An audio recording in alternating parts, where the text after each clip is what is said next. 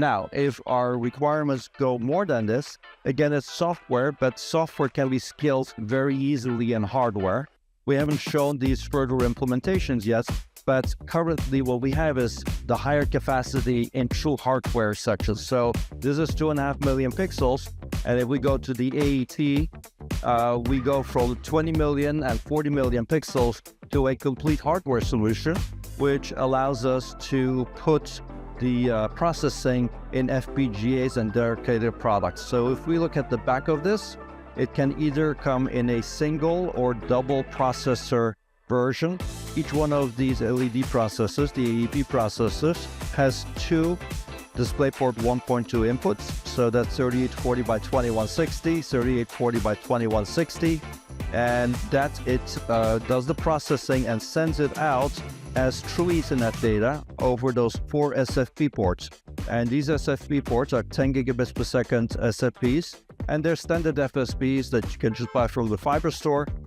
You can do it with various different media. You can do a direct connect if your distribution switch to copper is right above it, or you can go with a multi-mode fiber or a single mode fiber, depending on the distance that you're going. You can combine all of this data on the aggregation switch to put it up to a higher IP rate, because it is fully compliant with off-the-shelf hardware. So you can put this into a 100 gig feed if you have multiples of these. If you have multiple chassis, you can bring it up to 400 gigs and come up with a very elegant design where you're combining all of that stuff in a very high-speed Ethernet links from here to where the display is.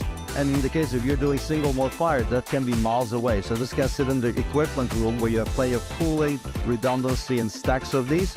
And then your output from here could be fiber to with displays. And at the display side, you would take that fiber and then distribute it down to the 1 gigabit lines that goes through each of the modules.